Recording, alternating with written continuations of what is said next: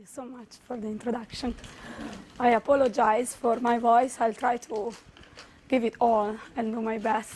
Thank you so much, John, for inviting me. It's been a very pleasant visit. I apologize for the people that had to listen to me speaking like that. Today, I thought I'd share with you 3 stories that are all related and go under this umbrella that is the title. And I'll talk about the work that we are doing in the lab to try and utilize computational models of human atrial electrophysiology in order to inform potential strategies to improve atrial fibrillation selective pharmacology. And I normally try to start my talk by talking about Bill Burton, because his family is supporting our trainees when they go out and present at conferences. Bill died of purely electrical sudden cardiac death at the age of 57. He was running around Santa Cruz Harbor when he suddenly collapsed. CPR was delayed. They could restore his normal ECG, but his brain did not survive. And Bill was taking flecainide for atrial fibrillation.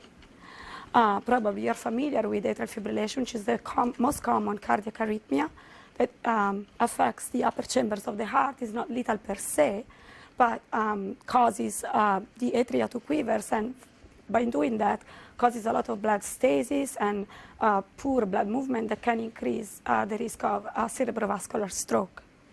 And the problem with Bill was that he was taking flecainide, which is an antiarrhythmic drug that is still used to treat atrial fibrillation, but has as a dangerous side effect the increased risk for ventricular arrhythmia, such as ventricular fibrillation, which is what led to Bill's sudden death.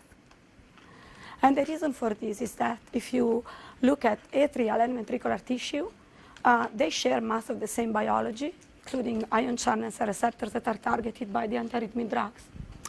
But my argument is that if you compare the waveform of the atrial and ventricular action potentials, they also have important differences.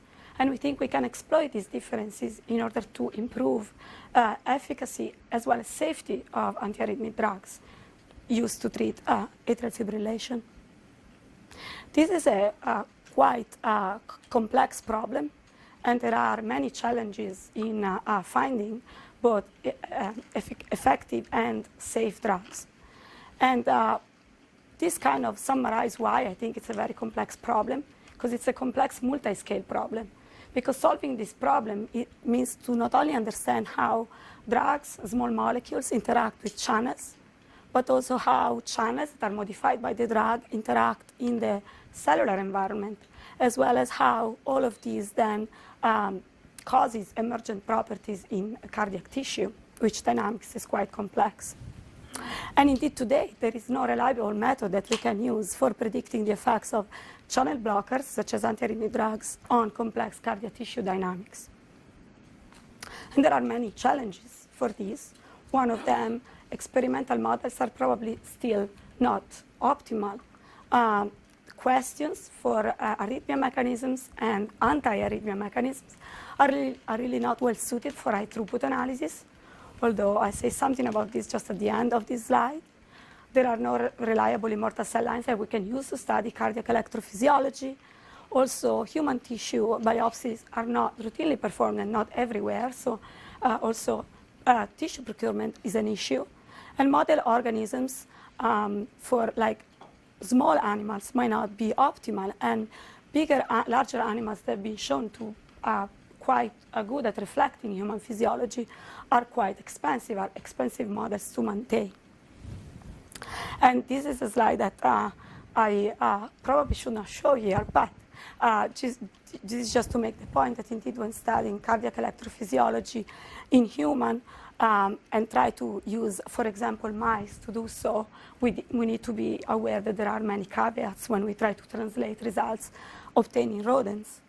And as I mentioned before, in this pluripotent stem cell-derived cardiomyocyte holds some promise to be this high throughput tool to study arrhythmia mechanisms, but there are still issues, for example, with maturation of the cells or with their phenotypic variability that need to be kind of sorted out, but definitely a very promising strategy. In my lab, we use a systems biology approach, which consists in developing biophysically detailed mechanistic models of cell electrophysiology that kind of put together all of the components of the myocyte system to try and study the emergent properties at the cellular and at the tissue level.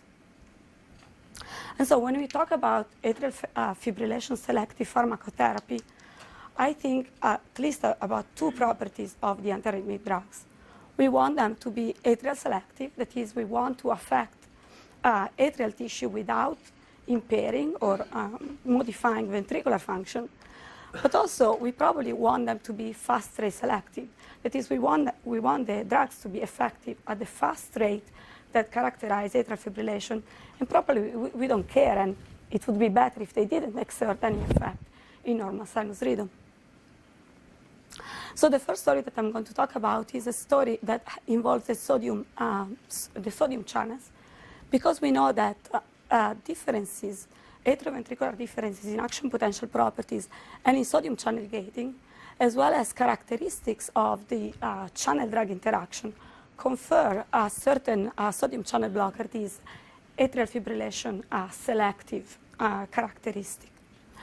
And this is work that Stefano Morotti has done in my lab. But before I get to this, I want to kind of tell you the story of how we got to even think about sodium channels as anti-AF blockers. And the story is about mechanisms that we described for phase 3 early after depolarizations in ventricular tissue. And this was actually done in mouse. And it's combined computational and experimental work. Experimental work was done by Andy Edwards, who was at UCSD and now has just recently joined my lab in Davis. So early after depolarizations are an important cause of cardiac arrhythmia. They are a cellular level phenomena, which is a delayed depolarization of the membrane potential occurring before repolarization has occurred. And we know that if this behavior is present in many cells and is synchronized in many cells in tissue, it can lead to ectopic beats and initiate an arrhythmia. In the literature, we know that at least two mechanisms have been previously proposed for phase 3 early depolarization, actually for early after depolarization in general. And they involve recovery from inactivation of the L-type calcium channel. For example, in this case, when you see that the voltage range is still permissive for reactivation of the L-type calcium channel. And they generally, but not always, rely on some prolongation of the action potential that allows for the L-type calcium channel to recover from the activation. Or also, EADs have been proposed to be due to spontaneous calcium release from the sarcoplasmic reticulum that can lead to some activation of the sodium-calcium exchange current that provides the initial depolarization that then leads to, again, the voltage range that is compatible for L-type calcium channel activation. But we identified novel mechanisms by looking at these early after depolarization in mouse ventricular myocytes. And I'm going to show a video that depicts them in experiments. This is just a model in which you can see that these EAD, they occur later during the repolarization, so more similar to this type of EADs.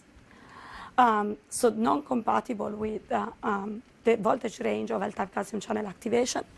And also, because we were measuring calcium at the same time, we know that they were occurring without at least global spontaneous SR calcium release from the SR. And these are the experiments that I'm talking about. The experiments at the left were done in mouse ventricular myocytes from failing hearts. They were overexpressing kinase 2. And you can see that when ISO is applied, these hearts show increase in calcium transient and progressive prolongation of this very negative plateau of the action potential until eventually we will see early after depolarization initiate, again at very negative voltage. We use a model of the mouse ventricular myocyte to try and recapitulate this behavior. And again, with the model, you see that ISO causes this increase in intracellular calcium concentration, progressive prolongation of the plateau, and then early after depolarization, kind of in the same voltage range. Now, the ability of the model to recapitulate this behavior was useful for us to try to understand the mechanisms of these EADs. So this is just snapshots of, again, increasing calcium concentration as isoproterenol is applied, and progressive prolongation of the plateau of the action potential, and then early after depolarization. And when we go and look at the currents that underlie this behavior, we see that the sodium-calcium exchanger is responsible for this initial prolongation of the action potential plateau. And this is due to the fact that the increase in calcium concentration leads to increased extrusion via NCX. And this increased extrusion leads to an inward current that slightly leads to depolarization. But then eventually, the early after depolarization is led by the sodium current depicted here in red. And we also have then some L-type calcium current activation after the membrane has depolarized to a voltage range that is permissive for L-type calcium channel activation. But in time, sodium goes first and is the larger inward current at this point. You are probably familiar with the sodium current in cardiac myocytes, and you know that it's responsible for this large influx of sodium that allows for the rapid upstroke of the action potential, and in tissue allows fast propagation. It has a very rapid kinetics. It activates in 1 millisecond. It inactivates probably as fast, a couple of milliseconds. But in normal condition, and even more in disease condition, a fraction of channels seems to transiently fail to inactivate, and through a still controversial mechanism leads to this kind of persistent current or late sodium current. So we thought that might be responsible for the EADs that we were seeing. And indeed, because we used, and again, I was saying, there are different mechanisms that have been proposed for this late sodium current. And the one that has been observed and is probably thought to be the most frequent one seen in disease is this burst opening in which the channel basically flickers between open and closed state continuously upon prolonged depolarization. But also in long QT3 mutations that are, in long QT3 is an inherited disease caused by mutations in the cardiac sodium channel gene. It's been shown that also non-equilibrium reactivation can occur. And this is a kind of non-steady state behavior that cannot be seen during just steady square pulses that are normally used for biophysical characterization of the mutation, but only appear during these downward ramps. So as the membrane voltage is going towards, is repolarizing or going towards more negative voltages. And so the luck that we had at the time was that indeed our model allowed to reproduce both of these behaviors. So this is a scheme, the cardiac sodium channel scheme that we're using. It's a Markov model that depicts the kind of transition of the channel from closed to open states, and then it also depicts inactivation, as well as this burst mode, which is this voltage-independent transition to this burst mode. And this is the opening of that, or the open state of that mode. And with the model, we were able to show, again, that, sorry, I'm going back. We were able to show that by looking at the state occupancies of the channel during this early after depolarization, that indeed the burst mode is not really occupied during this EAD, but it's rather reactivation of this so-called background mode. So it's faster recovery from inactivation of the sodium channel that leads to this non-equilibrium reactivation in these mouse ventricular myocytes. So once we found this, which was kind of surprising for us because early after depolarization have been always linked to late sodium current in the kind of burst mode phase, leading again to L-type calcium channel reactivation, we wanted to try and test this in our mouse myocytes. So we reasoned that to block the burst mode, we can use a selective blocker of the L-type of the late sodium current in ventricles, which is ranolazine. And this is what we did. So this is the EAD that we show with ISO. And when you apply ranolazine, which is this number 2, the blue line, at clinically relevant concentration, we did get a huge shortening of the action potential duration, but really the early after depolarization was still here. And it took micromolar concentration of TTX, which instead is going to block the peak sodium current, to get rid of the phase 3 early after depolarization.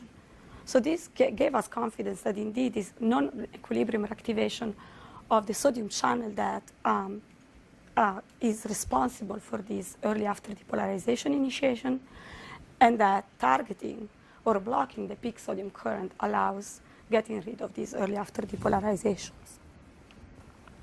We also tried this to show that it's indeed these inactivated states that are occupied and then they recover from inactivation and go back to the open state.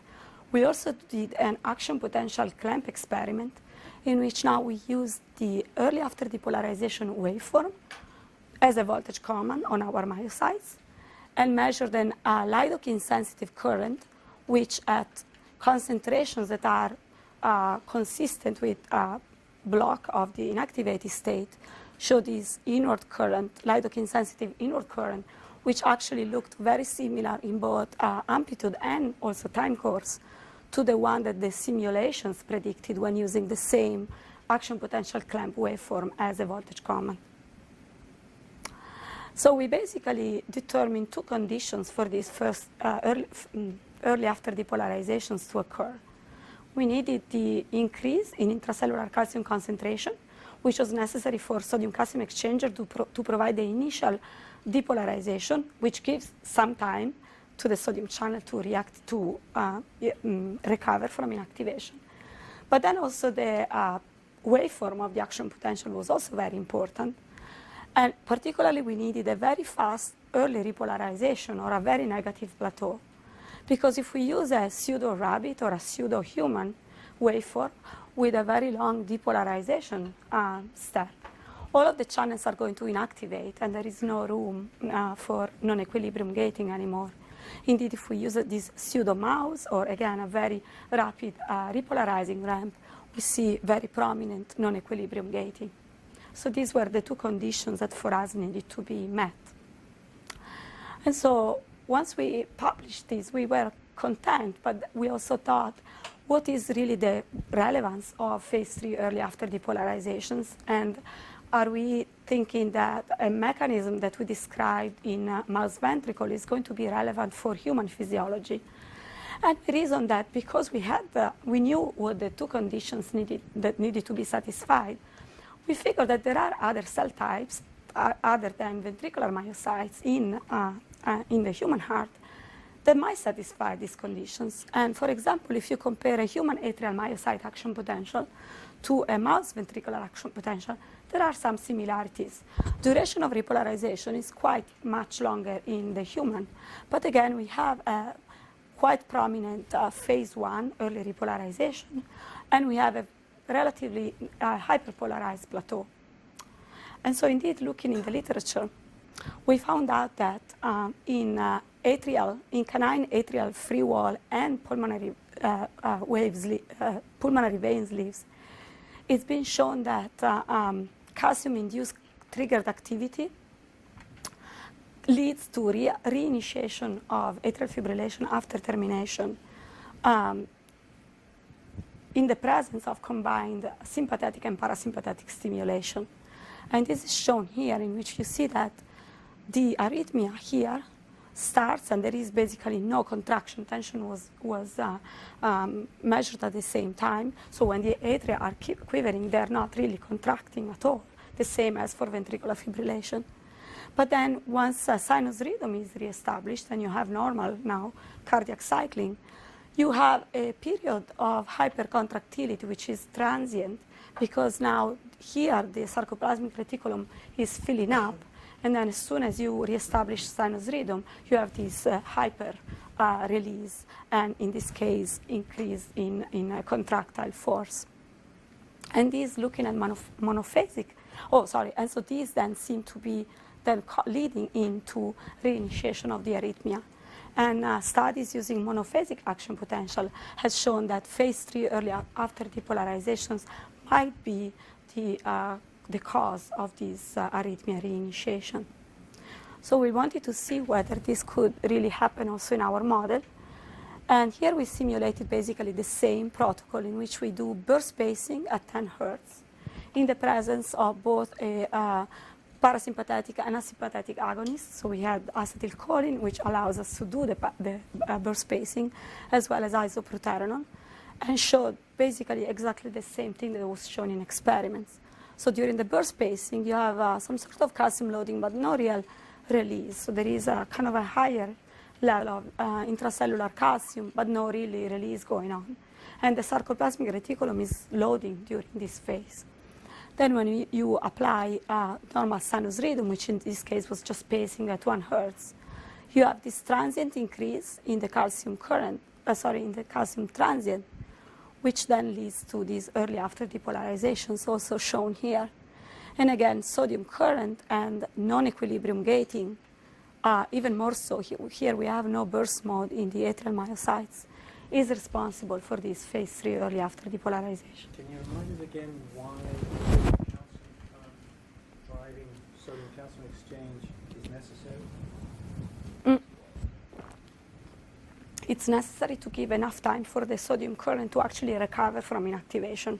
So it's the prolongation? It prolongs, but it prolongs here in a relatively negative range in which sodium channels are starting to recover. But still, the time constant of recovery from an activation for the sodium channel here is is not trivial, because the more depolarized you are, the longer it takes for the sodium channel. So you do need that increase. And we show this also again with the action potential clamp, and these were experiments done in pig atrial myocytes, showing again a lidocaine-sensitive inward current, which seems consistent with sodium current being the culprit here. So then we wanted also to see whether we can now target this mechanism in an atrial selective fashion. And we thought about ranolazine, which, as you remember, in the ventricular myocyte, is a selective inhibitor of the late sodium current. It turns out, for characteristics of ranolazine, the way it binds to the channel, and also for the atrioventricular changes in electrophysiology and in sodium channel gating that I was talking about, ranolazine is actually a peak sodium current inhibitor. And this is mostly because it binds to the open state but stays trapped in the inactivated state, so very slow off rate from the inactivated state. And because the atrial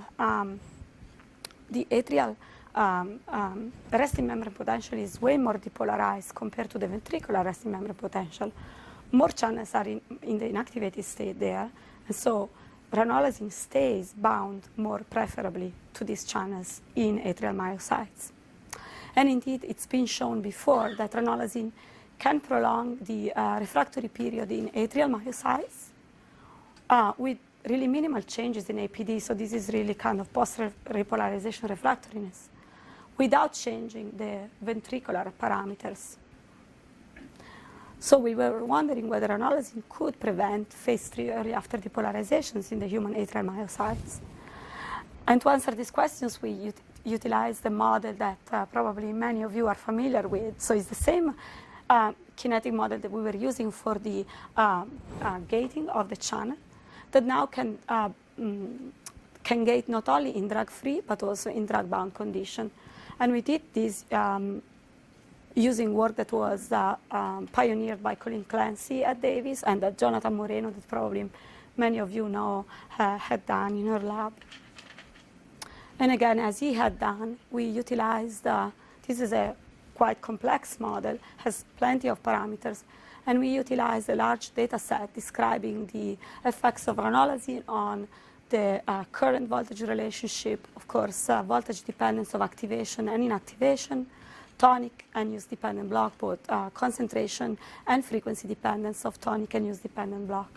And as you can appreciate here, if you look at therapeutically relevant concentration of ranolazine, like 10 micromolar, you can see that indeed ranolazine is a late sodium current inhibitor. It doesn't really block the peak at all. But these experiments were done using minus 100 millivolt as a holding voltage. So if we just redo the same, just depolarizing the holding voltage by 20 millivolt, we just get much more block now by ranolazine for the peak sodium current. And this is about the difference to a different range. So like maybe 15 millivolt, the difference between atrial and ventricular myocytes.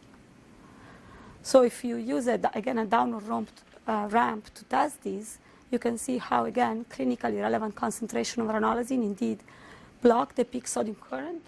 And somewhat surprisingly, the peak is even bigger for the non-equilibrium reactivation. So 10 micromolar block the peak by 25% when holding the membrane at minus 75 millivolts, similar to atrial cells.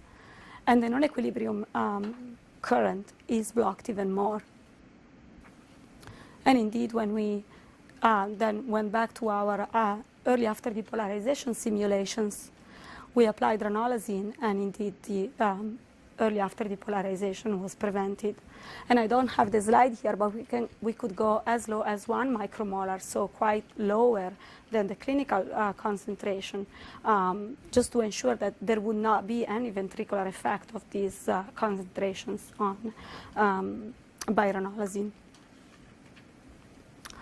So then when we submitted this paper, the reviewer also came back and asked us, okay, but how likely are these early after depolarizations to occur anyways? And so in order to answer this question, we applied a kind of a new concept in modeling that is that we have been pursuing in the past 5 years, in which we now move away from the baseline average model that I showed you so far, which is based on, again, biophysical characterization of ion channels, and is based on average data, and is validated, again, utilizing electrophysiological outcomes, which are averaged from a given study or from sets of studies. And started to utilize populations of human atrial models. And the way we construct these populations is by randomly varying parameters in our models, which we try to constrain the range of variations with ranges that are seen experimentally. And these allow us to create these populations that normally are made of thousands of cells.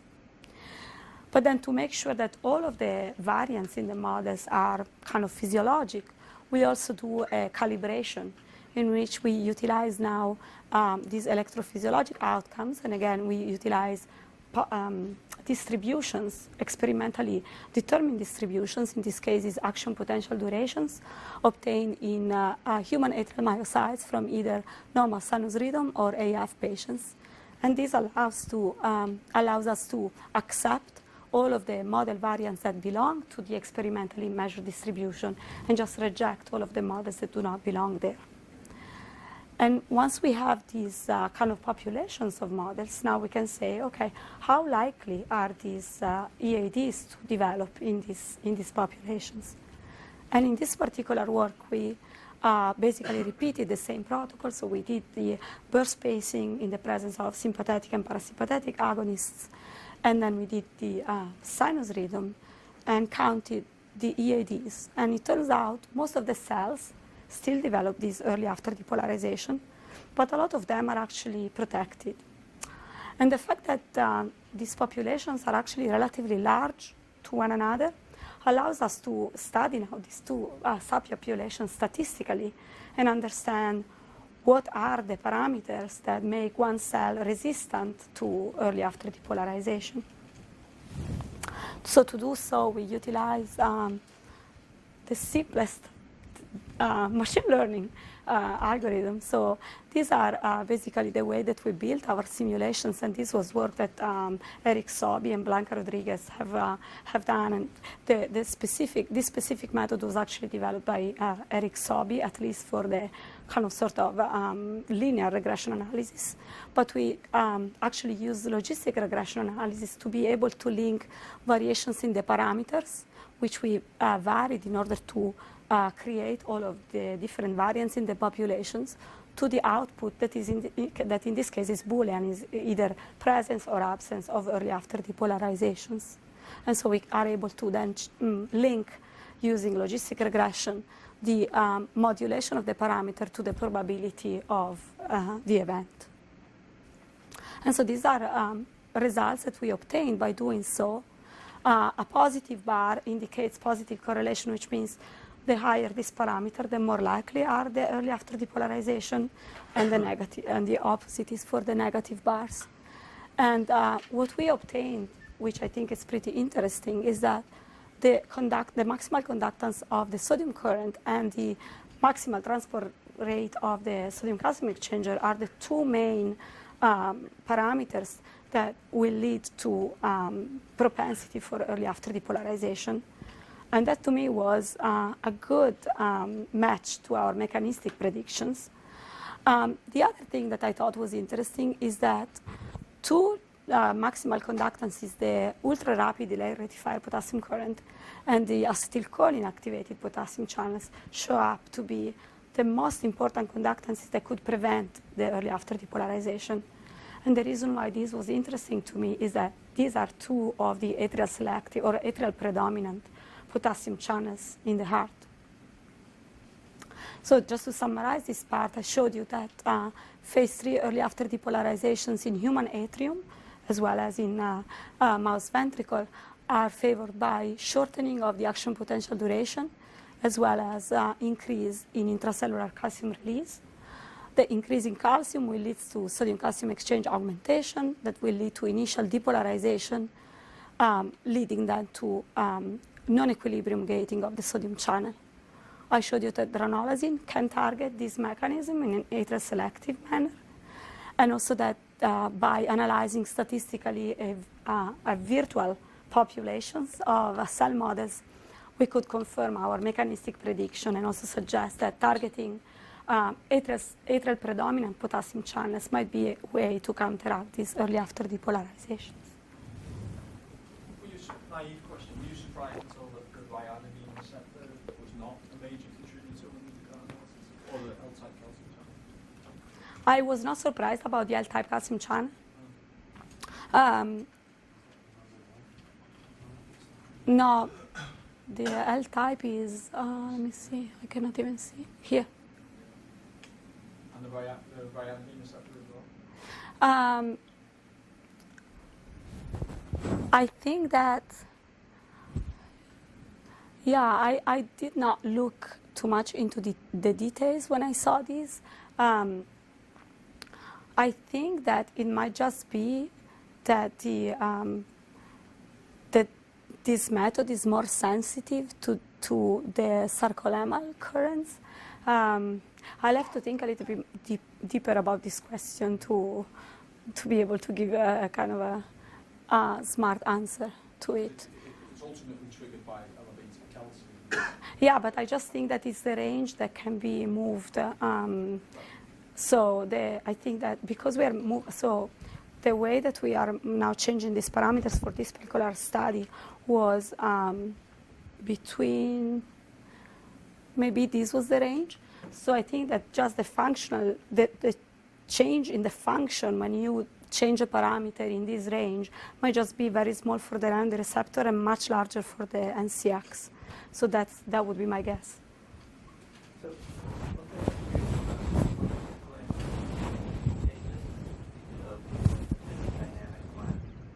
I was surprised that the model was almost an order of magnitude off in terms of the APD change. When we changed it just a little bit in the experiment, it seemed like the APD shut down, as opposed to when we put it into the dog model, I think, and then it took a lot more, almost 10 times more KATP, caused the same change in APD. And I think Igor F. Malls also said that about the HRD model with IKR and IKS blockers. When you do the experimentally defined range, you also have data to show how much the APD is supposed to. Actually, I'm sorry. Now you're talking about KATP, and I'm not sure what. I'm just thinking about the relationship between the parameter change and the APD change. Yeah. So, what? No, we're. It was a lot further off than I expected. Yeah, the thing is, because we are varying all of them at the same time, it's going to be difficult to find that. I'm not sure how you would constrain. Well, maybe just to say, okay, if you block 50% IKS, yeah. by C50, in an experiment, you see this amount of APD prolongation Yeah, no, okay. So when I initially developed this model, there were these things. I don't think that I used, no, I don't remember exactly. I'm sure that I used IKUR block as a kind of reading because HERG or IKS do not seem to be huge in human atria. So IKUR block was there, and yes, we did have data showing that the blocker would cause this much prolongation. But the other issue is that IC50 is an imperfect measure, which I'll get to. So yeah, but yeah, no, you have a good point. But in this case, I think it's really mostly related with the fact that when you change the transport rate in the exchanger by 25%, you might just change the flux way more than maybe just the release rate or whatever. So that might be. All right. So the second story that I want to talk about, I try to make the segue, has to do with the second way that in which you can achieve atrial fibrillation pharmaco selectivity, which is by targeting channels that are predominantly expressed in the atria. And this is true for many of these channels, including the ultra-rapid delay rectifier potassium current, the calcium, the small conductance calcium-activated potassium channels, the acetylcholine-activated potassium channel, as well as this 2-pore channel. And the work that I'm going to show today was work that was done by my former graduate student, Nick Allenwood, in which he tried to understand whether one can devise the optimal characteristic of channel-drug interaction in order to maximize AF selective block. And this is based on the observation that IKUR has been looked at as an atrial fibrillation selective target for a few decades. But as of now, the evidence of antiarrhythmic efficacy in humans is lacking. And there might be many, many reasons for that. But one of them is probably that as of now, the pipeline for preclinical assessment of candidate drugs really heavily relies on these steady-state IC50 measurements and do not really take into account drug binding characteristics such as state-dependent affinity and binding kinetics that indeed can be also exploited in order to maximize AF selective antiarrhythmic therapy. And so the kind of framework that Nick developed, I'm going to apply today to IKUR, but can really be applied to any ion channel and any problem. He started by building a model of KV 1.5. Actually, the model is probably the simplest you can find in the literature. Is a model in which the channel opens after changing conformation between closed state, and then it inactivates. And then he of course fit it to human data. And then he built populations of drugs that can only bind to the closed state, open state, inactivated state, open inactivated state, or just any state of the channel with different rates as well as different affinities. So this is kind of the big scheme of his project. He developed these populations by, again, varying within physiologically relevant ranges the K-off and K-on rate, and build these populations of drugs. And then he put these drugs into our atrial cell models and tried to determine properties in the drug channel interaction that could cause atrial fibrillation selective outcome in terms of both, or in this case, fast pacing rate selectivity, because we already got rid of the atrial selectivity because of the atrial predominant expression. So fast pacing rate selectivity in both IKUR inhibition, so we wanted drugs that were potent at fast rate compared to slow rate, as well as atrial electrophysiological properties. So mainly we are looking here as a biomarker at action potential duration and effective refractory period prolongation as an antiarrhythmic effect. So the first result that may be not super surprising maybe to people that think about this a lot of time is that IC50 values, when you start taking into account state-dependent affinity, really depends on what protocol you're using to measure the IC50. And so typically a square pulse is used. And if you are using this to measure IC50 for IKUR is going to be active all the time during the square pulse to a very, very, very depolarized potential. And indeed, all of the channels are in the open state here in blue. But during a physiologic action potential, the story is completely different. The channel opens and then closes quite quickly. There is almost no inactivation, which is this dashed green line. So we use the triangular pulse in order to kind of use a systematic approach that could still be more physiologic. And this is just showing you how, indeed, if you compare the results that we obtain with a square or a triangular pulse, the IC50 values can vary quite a bit, especially, well, for the closed state is very evident, but even for the open and inactivated state. And again, you can see how there is a rate dependence of the IC50s as well, so if you are pacing faster or slower. Also then the kinetics plays a role. So here for a closed, an open, and an activated state blocker, you can see the changes in IC50 when varying the on and off rate of the drug. And you can see that for open and inactivated state blockers, you do see the fast pacing rate selectivity.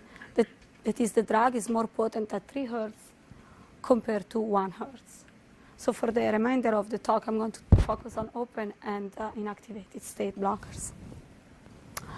So now we have calculated the IC50s. And now we simulate all of these theoretical drugs that we built at their IC50. And we want to see what's the effect on the action potential duration and the effective refractory period. And all of the drugs that I'm talking about are going to be simulated at their IC50. So if we were just to simply, for example, simulate pore block and block the maximal conductance or reduce the maximal conductance by 50% compared to a drug-free condition in which the action potential is 320 milliseconds in this case, we would have this increase. But when we apply inhibitors that have different on and off rate, we get this biphasic response in the action potential duration. So for slow kinetics, we have some prolongation, but not very much. At intermediate kinetics, we have very strong prolongation, almost as close as if we were to completely block the channel. And then if we go even faster, we even have some shortening of the action potential duration compared to drug-free. And the reason here really, the mechanism here really has to do with the interaction of the channel with the drug and the kind of interaction of this kinetic with the kinetics of channel opening and closing during the action potential. So if we look at the slow kinetics, you can see that the channel here is the channel is mostly in the drug-bound. Sorry, the drug-bound state is almost never changes during the action potential. And this is because the on rate is so slow that the drug cannot get on during the activation of the channel. But if you look at faster kinetic, now the drug-bound state goes up quite quickly because in this case the on rate can compete with the opening of the channel. So most of the drug is now bound. But then the slow rate is slow enough that still it comes off quite slowly during the action potential, and this is why you get the most prolongation. At a very fast rate, you basically have the drug coming off and on the channel, and this causes a cycling here between the drug bound as well as the open state. And so you have some opening of the channel later during the action potential, which indeed causes the shortening. And this is true for an open state blocker at 1 Hertz, the same we see at 3 Hertz, and it's also true for an open and activated state blocker, so exactly the same thing and exactly the same mechanism. And it's true also for the effective refractory period, which mirrors the action potential duration. Of course, so far I've shown you simple cases in which on and off rates are the same, but we know that real drugs are not like that. So in this case, I'm showing you results in which we did simulation, which we kept the affinity for the open and inactivated state the same, but now we simulated changes in the on and off rate independently. And you can see again, we could identify a range of parameters, and especially the ones with fast on rate, in which indeed the drug needs to be fast enough to get on the channel before everything is over, that allow us to obtain prolongation of the early effective refractory period at fast rate without causing much change at slow rate. So what I've shown you so far is that potency of drugs is highly affected by both state-specific affinity as well as drug binding kinetics. And one, for example, could think about inferring these characteristics, because it's very difficult to do the experiments in which you try to understand what is the on and off rate and the state-specific affinity of a channel. But there is some work that the group of Adam Hill has put forward recently, in which they say one can use these characteristics from, can infer the kind of binding rates or state-specific affinity by looking at IC50 that are measured with many different protocols. So, using a high throughput system, this can be an easier way than doing the biophysically detailed experiments, very complicated, in which you try to understand where the drug is bound, in which conformation of the channel the drug is binding. Also, what I showed you is that the effect of a particular state-specific IKU1 inhibitor on atrial electrophysiology depends on the relationship between the kinetics of channel activation and deactivation during an action potential, as well as the kinetic of drug binding. Then the other thing that we also wanted to address is, one other reason why IKUR might not be the best target is because it's reported to be downregulated in AF. So maybe in patients that already do not have much of this channel to start with, targeting the channel is not a good idea. Although even reports in which that say that IKUR is downregulated are controversial. So we try to look at these, and again, we used the population approach to do